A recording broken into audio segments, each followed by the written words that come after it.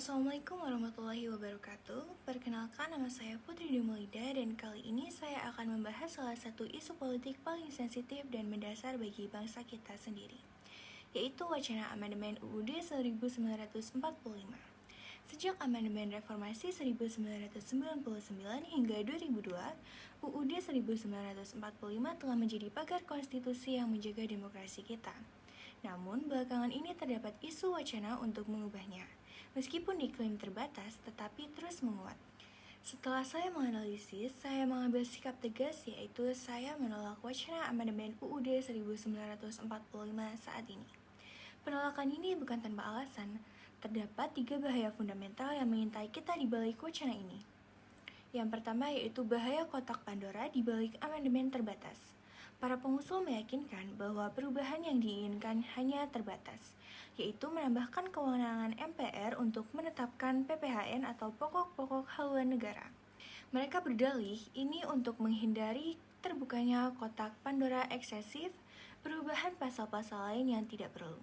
Namun, justru disinilah letak jebakannya. Faktanya, dalam politik konstitusi tidak ada perubahan yang benar-benar terbatas. Ketika pintu amandemen dibuka, ia menciptakan momentum politik dan legitimasi untuk membahas isu-isu lain yang selama ini terlarang, seperti perpanjangan masa jabatan presiden atau perubahan sistem pemilihan. Amandemen UUD 1945 harus menjadi jalan terakhir bangsa, bukan agenda politik elit musiman. Sekali celah dibuka, sulit untuk mengendalikan nafsu politik yang akan mengikuti. Kita berisiko kehilangan jaminan konstitusional yang sudah susah payah kita raih di era reformasi.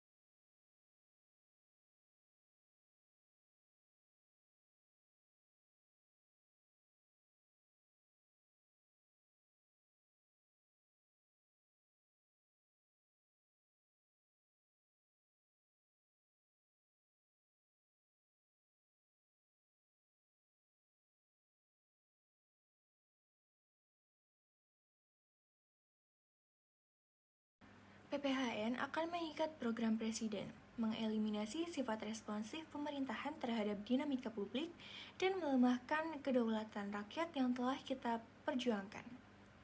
Yang ketiga adalah tidak ada kehendak dan urgensi dari publik. Perubahan konstitusi seharusnya adalah kehendak prioritas rakyat, lahir dari krisis nasional yang mendesak atau kebutuhan yang diakui secara luas.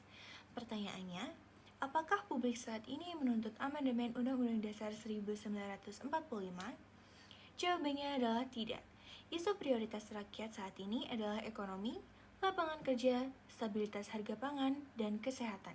Wacana amandemen ini didorong oleh elit politik di parlemen, bukan hasil dari aspirasi publik yang meluas. Menggelar wacana amandemen saat ini hanya mengalihkan energi bangsa dari masalah-masalah real yang dihadapi oleh rakyat. Uang dan waktu yang dihabiskan untuk debat konstitusi lebih baik dialokasikan untuk menyelesaikan persoalan krusial di depan mata.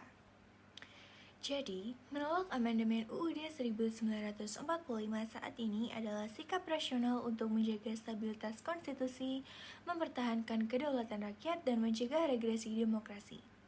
Kami menyerukan kepada seluruh anggota MPR dan elit politik untuk menghentikan wacana amandemen dan fokus pada tugas utama mereka, yaitu memperkuat implementasi UUD 1945 yang ada dan menjawab kebutuhan mendesak rakyat.